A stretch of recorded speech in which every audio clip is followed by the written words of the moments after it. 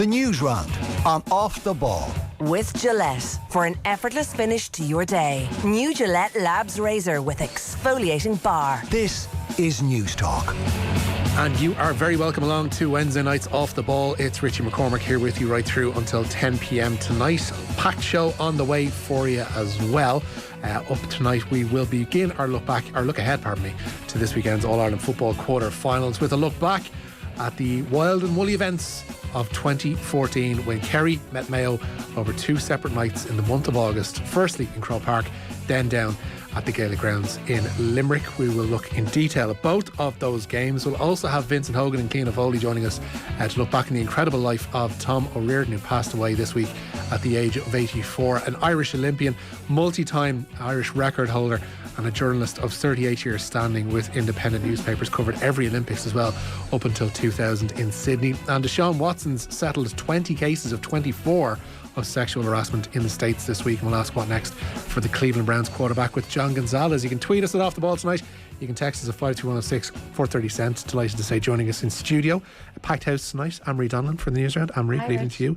And Michael McCarthy, you're very welcome along as well. Hi folks. 2014, Mick, we were looking back on this outside in the office and we decided what better way to look ahead to Kerry and Mayo than to look back at what is essentially now a different era. It feels in football, because when you put this to me earlier on, I don't know, it was yesterday actually, we looked back in 2014, I was like, 2014, it's not too soon, it's 8 years ago. I felt the same, and I had to convince myself that I wanted to go back into it, but it does feel like a different era, and there's a lot of the players still there, you know, like Paul Gainey is still there, Paul Murphy is still there on the Kerry side, a few more. On the Mayo side, there's a good few. You know, you've Aidan O'Shea, Killian O'Connor, Lee Keegan, of course, like so in somewhat the spine of their team. You know, there's one or two. Rob Henley is still there as well. So it's like there is a lot of there's a lot of similarities, but in some ways they're just two completely different football teams now and a different era of football, as you say yourself. But what I liked about looking back on this today was obviously talking about it in the show is great and all, but I love when we're talking about these things and doing a bit of research, and for something like this that kind of captures imagination, it's always a case in the office where a head just pops up at a certain point and has an anecdote or a memory about that specific thing that we're talking about. And these two games had so many strands that was endless all day. So it was actually class, because again, it's almost still in a post-COVID world, guys, you know, where people are in the office and we're, you know, talking about these amazing sporting occasions again, and I have to say I really enjoyed it. Yeah, it was, well, I have to say, obviously enough it's unusual for me. Regular listeners of the Newsround will know that I'm usually pontificating from my bedroom with a stack of dirty clothes behind, well, clean clothes actually, just not been stored away properly behind me. So it's kind of almost unusual to be able to have the chats again. We're kind of back in the land of normality, being able to talk about things like 2014 and the madness of those two games, because they were mad. Yeah, things like 8-year-old football games that we get way more worked up about than we do about the 4 amazing football games that we've got coming up this weekend. Well, I've got 8 years to get warmed up about those, Mick. Exactly, yeah. No, but I think that's actually the point. And look, we'll get into it with Owen later on, and we'll talk about it in great detail. But how mad they were should not be in any way underestimated. Your memory is not playing tricks on you. They were insane, and all the way through, except for maybe the first half of the first game, everything else about the entire game, second game, and extra time in the second game, and the week in between before, with it going to the Gaelic grounds, was actually just like insane. It was mania, I think was the word I used. Yeah, especially with the whole thing of the American football landing in Croke Park in the middle of the sharp end of a championship summer, with Penn State and the University of Central Florida coming to town, and the ructions that caused with the thought that we'd have a replay here. Like, this is the thing, when you suggested Owen was going to be part of it, I was like, well, Owen was like 12 when this happened. But like, no, Owen was down at Lecture Picnic, so I'm almost afraid to ask Anne-Marie about memories of this one, because you're going to... I was at the second game. Were you? Yeah, I was at the game down in Limerick. And funny story, I actually brought a friend of mine who's not into GAA at all, and it's his first ever game. And I was like, oh, they're not usually like this. Like, you picked a pretty good one. Like, this was pretty eventful. But it was like, I know it might sound simplistic, but it was just insane, like mad. Like, it was so frantic from start to finish. Like, do you remember the really good games between between Dublin and Mayo in Croke Park, and there'd always be a point between them because they matched each other, and like they were really tense, and it felt like every decision was so important, and if you made a small error it could be massive. It didn't feel like that down in Limerick because it was just so insane. It was so nuts. It was like, what could go wrong next? And even when Mayo led in extra time, you felt like, oh well, there's still another twist in this. Like it was so insane. And I remember distinctively as well coming away from Limerick that day thinking, Mayo were so unlucky, like nothing like that'll ever happen again. And then like so many more disasters happened to them. But yeah, like it's just, I remember when we were doing the moments of the decade, I suggested that should be in the list. And I think it was Nathan that was like, no, maybe he has some PTSD from why it or did he something. nix that, I wonder? Yeah. But because Mayo, as well as the 5 in a row for Dublin obviously and the achievement, but Mayo's attempt to win an All-Ireland and how they fell short defined that 10-year period between 2010 and 2020. And I think that night in Limerick, when you look back on it, was the most insane. Like, you cannot fully explain what happened down there. Like, even just, like, I remember James Horan came out after it and spoke about how the dressing room at half-time was just nuts. Like, there was no sense of getting any control on it. Like, the doctor didn't know who to go to first for stitches, O'Shea or O'Connor. Like, there's just stuff you, like, could not script it. And it was mental. And I remember Donaghy, every time he got the ball, like, just this sense of panic, like, throughout the whole stadium after what he had done in the first game. And it was just nuts. Yeah, it was mental. It was probably the craziest atmosphere in a GA game I've ever been to. It was palpable in the ground. Like, so you're there as a somewhat neutral. I get the impression you're the Galway person who's leaning towards Mayo. But it was, you just couldn't, there was a franticness, I think was the word you used, that kind of took over everybody in the ground, players and fans. Even walking into it, because there was the whole thing with the American football, the build up the week beforehand, and Mayo fans as well, particularly disgruntled that a Kerry Mayo game was in Limerick because that felt like an advantage for Kerry. So it just, none of it felt right walking into it. So you were like, this isn't going to be straightforward. Yeah, it was just a franticness to it all. Where were you in relation to Mayo, Mick? Oh, on the same side, but like down towards the other end. So we were just looking down like, what's going on? It's like, here, like, no, like this can't be true. But I didn't get to see him in Supermax after. He had a bit of an appearance in there, but I missed that. Apparently he was blessing people in Supermax afterwards. Anybody that got a Mighty Mac, I think he was, giving them his... Is this Supermax in Limerick? I can't think of one near the Gaelic grounds. If you were telling me Thurles now, I'd know the exact Supermax. Well, it's on the way back from Limerick to Mayo. Heading back up towards Shannon, like. Go up, on the road, like. Yeah. Oh, okay. You get a bit of the road on the way. Yeah, we've had one text in from Shane and Cavan. This is the thing, this is how much it gripped neutrals. Shane and Cavan saying, evening lads, the replay weekend was surely the two greatest All-Ireland semi-finals, Dublin, Donegal, Mayo, Kerry. That's the thing, Donegal and Dublin, it's like almost a footnote to, and it shouldn't be, because it's the bigger achievement. It certainly feels like it, but the bigger occasion was certainly Limerick, felt like Kerry and Mayo. And it almost feels like we've been robbed of that rivalry, because it doesn't happen in an All-Ireland too much. Like, clearly they're obviously going to be butting heads in Division 1 more often than not. But in an All-Ireland sense, I think it was like 2017 was the next time we got it, and then 2019. Watching those two games back made me feel like I wanted more of that than probably what we've got in subsequent years. These teams playing each other? Yeah. Well, we've got it this Sunday, and I don't think that there's that level of excitement for this, because I don't think, like, it's funny, if Mayo win this Sunday, there's a clip from the football pod with Paddy and James that will be played over and over again. I'll probably be the one playing it here. But it's like, Tommy's like, Kerry have a chance, or they may have a chance. No, absolutely none whatsoever. And both of them double down. They were given 3 or 4 chances to kind of say maybe or it could if this happened or whatever, and they're just like, no chance whatsoever. And I think that's the feeling everybody has. I think there's like, we're used to Mayo miracles and them finding it where we don't think it's there. Yeah. But I feel like any logic in you thinks that even for them it's going to be a step too far this When time. has logic ever applied to Mayo? We don't know anything about Kerry because they haven't played anyone yet. When has logic ever applied to Mayo? It never has, but that's what I'm saying, that even with the even with the weight that you apply to to Mayo when you're talking about logic, still some has to come in. 53106, if you have any memories, if you were much like Anne-Marie at the game yourself, especially the replay down in Limerick, which you mentioned, like like teeming stands. Like the place looked like it was packed to the rafters, and seemed like a better occasion for that. I don't know if the match itself, for all the scores, was a better game than possibly what we got in the second half of the Croke Park fixture. But if you were there, let us know. 53106. You can tweet us as well at Off the Ball. Also on the way tonight, as I mentioned, the passing this week of Tom O'Riordan, the father of Ian O'Riordan, who you might know from the Irish Times. Just an incredible life.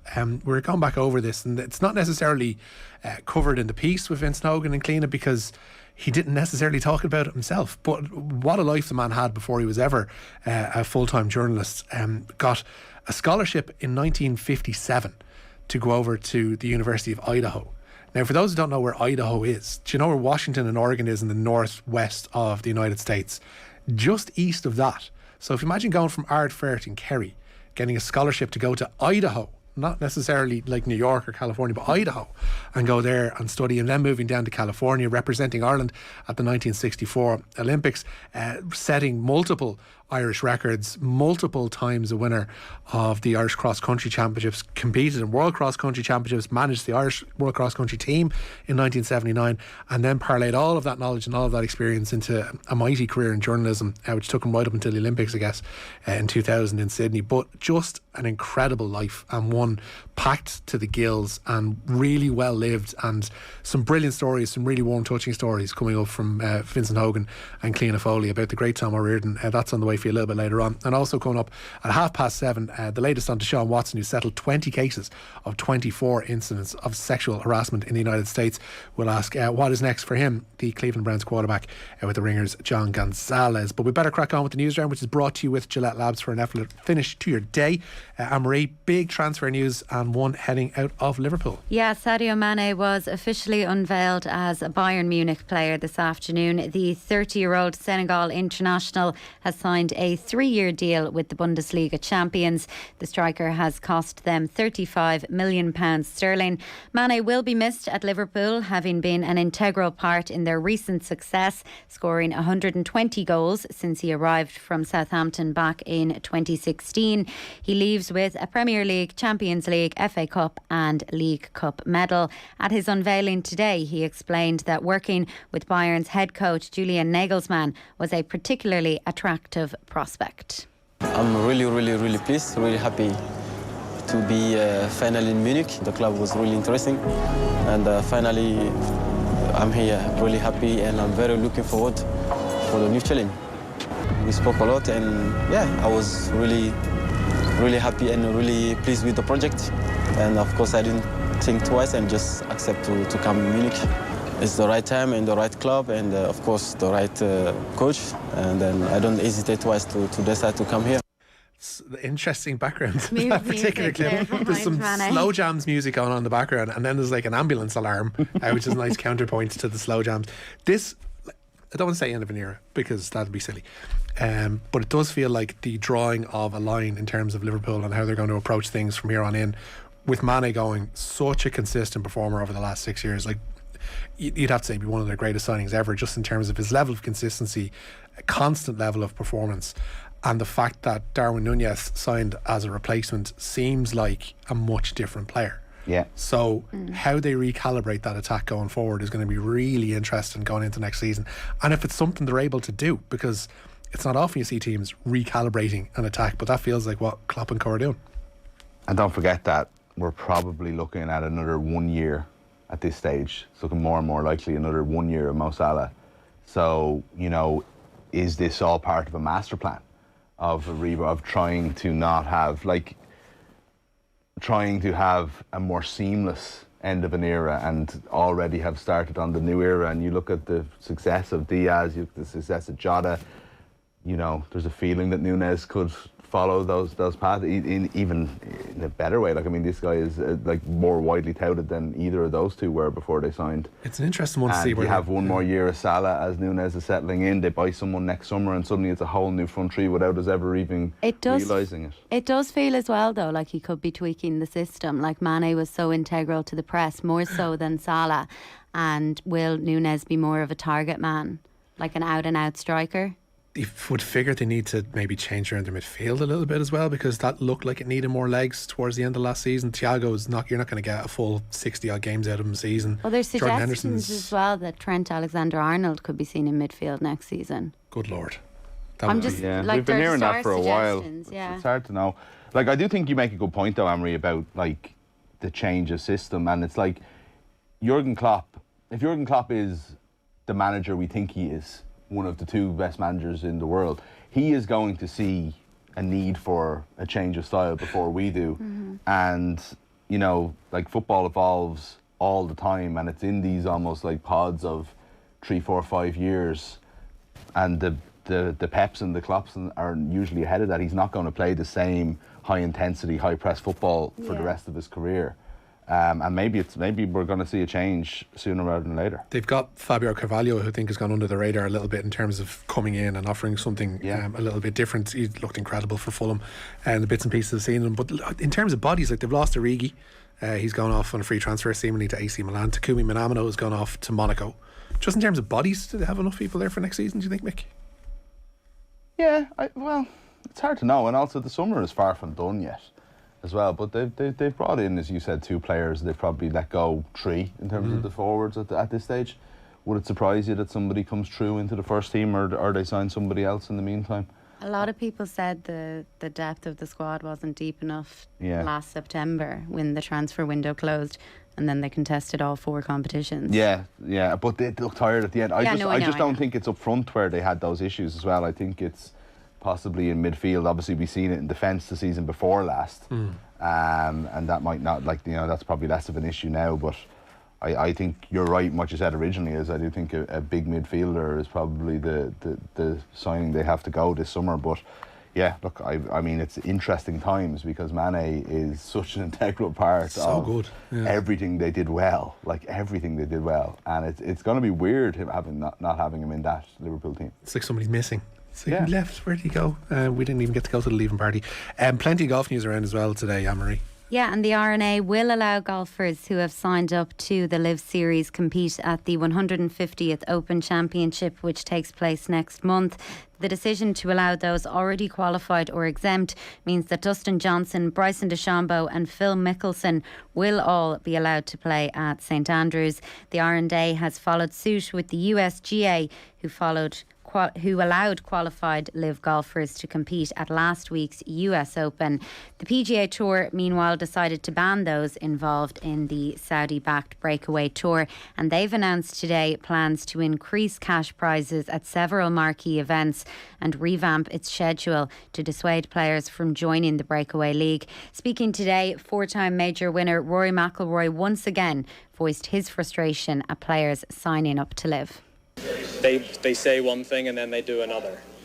I don't understand that, and I don't know if that's for legal reasons or if they can't. I have no idea, but it's pretty duplicitous on their part to say one thing and then do another thing. The whole way through, in public and private, all of it. And then secondly, as the tour moves toward 8 or so tournaments of really spiked purses and what have you, is there any fear of minimizing other tournaments like this one or the rest across the schedule? How do you balance that? I don't think so, because I think certain guys always have their tournaments that they like to play. I think this tournament's looked after the guys really well over the last few years, and it's done a good job to make them feel really welcome in Hartford and do everything they can to get the top players to play in this event. Look, there's obviously going to be some elevated events coming up here, and I think that's important. I think it's important for the future of the tour, and it's important for where we are right now. But I don't think it'll minimize any other tournaments. You're going to have tournaments that guys love to play, and they're going to come back and keep playing them. Of the brave. Wow. Yeah, so McIlroy was at a press conference. It's really disrespectful. I know Rory's realise moved it would be to so America noticeable. and he's got citizenship now and all, but I didn't think every word he spoke had to be accompanied by the American national anthem. I think that's a bit extreme, Rory. I mean, like, Such come a on. shill. You're still Northern Irish, like. It's been quite incredible for clips so far this evening. What's in the next one? That's the only 2 clips. I didn't think the second would be as noticeable as that. It's like he's standing at the back of the room. It's like he's serenading Rory as he's opining on the LIV Golf Rory's Tour. doing his interview before the Super Bowl. Like, were the journalists who were listening to Rory standing at the same time? That's what I The don't only know. person in shot when the clip I clipped was McElroy, and that was in the background. And I didn't realise it would be as noticeable. That's quite beautiful. It is. I hope people were listening to what McElroy was saying. Didn't I have catch a to word say of I it. wasn't. Didn't catch a word of it. I'm sure he's probably annoyed at LIV Golf or something like that. Like, it is interesting. Jay Monaghan coming out today, obviously offering extra prize money for these tournaments. They're kind of recalibrating their tour a little bit as well. You know what offering increased prize money when you're going up against LIV Golf reminds me of? You know when there's like a crisis, like possibly is happening right now in our lives, and government ministers go on the radio and say, we are proposing social welfare increases, and you're like, oh, that's a good idea. People will get an extra €1.50 a week. It's like, Feel that in their pocket.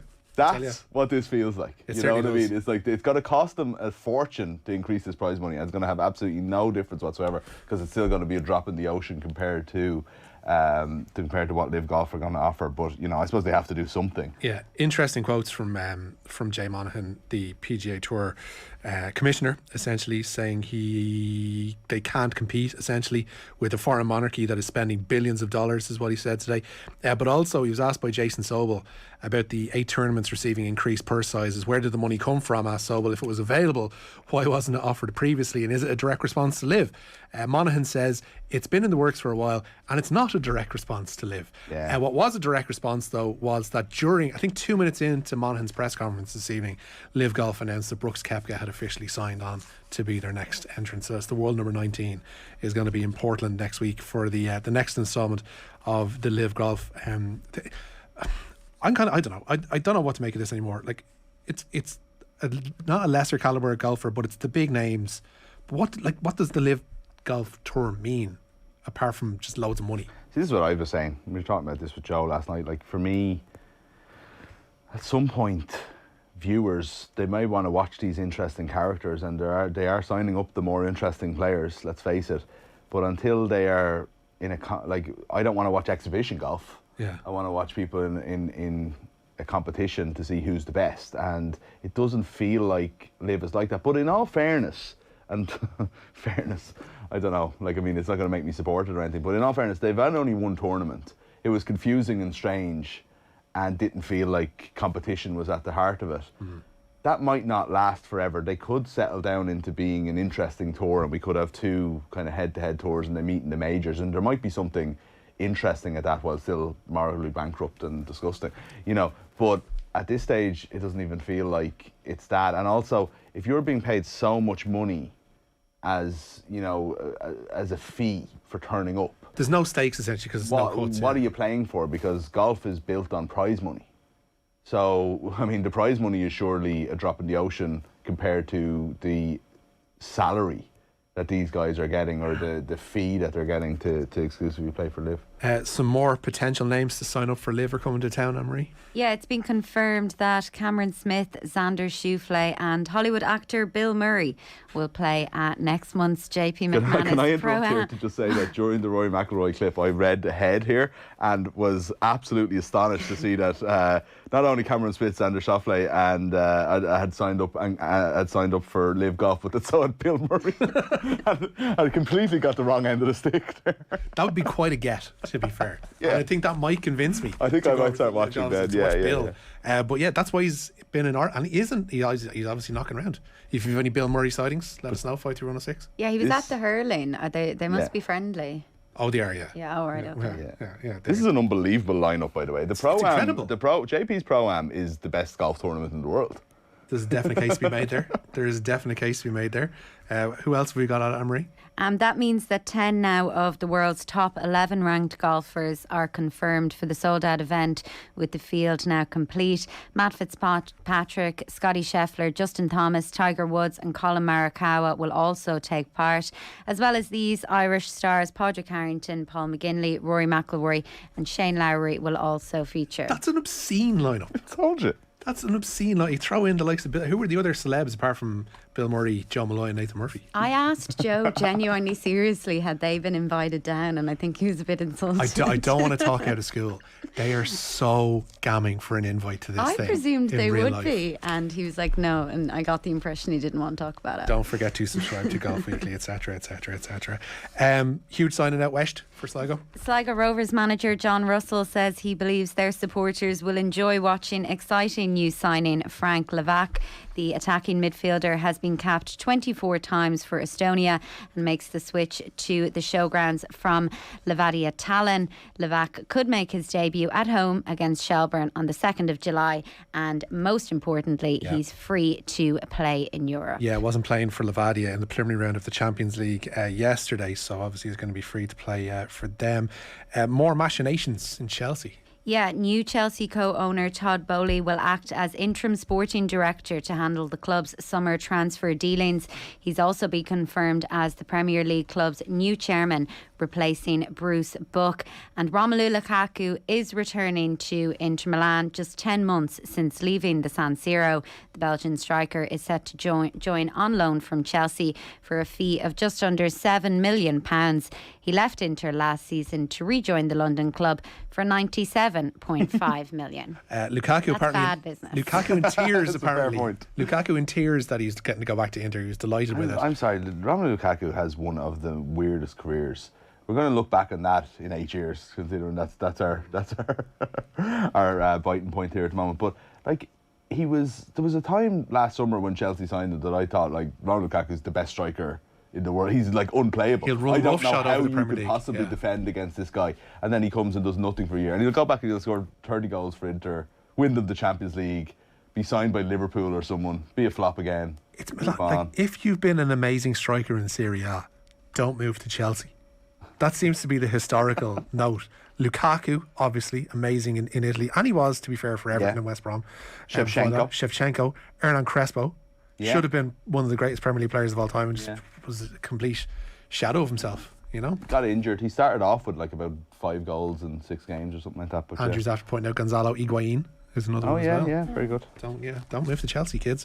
And more big news from Clare. Mick has been keeping an eye on this one for us, Anne-Marie. That's right. Pat Fitzgerald announced today that he will step down from his role as Clare GAA secretary next month. Fitzgerald has been involved with the banner for the last 32 years. In a statement today, he said he enjoyed the role immensely and wished all the county's teams well on and off the field going forward. Yeah, Clare in an All-Ireland semi-final. Talk of civil war has quelled immensely over the past 12 months, and Pat Fitzgerald is walking away after 32 years. Like, it's been a hell of a ride, let's put it that way, for the last 3 decades plus. It has. You have to say a lot of positive things about what's happened under Pat Fitzgerald, from the footballers winning the, is that in the 32 years? I'm not even sure. Yeah, it is. Yeah. It would have been 1990, yeah. So, like, from the footballers winning Munster to, the Gerard Nan Revolution years, to 3 All-Irelands in that time, obviously.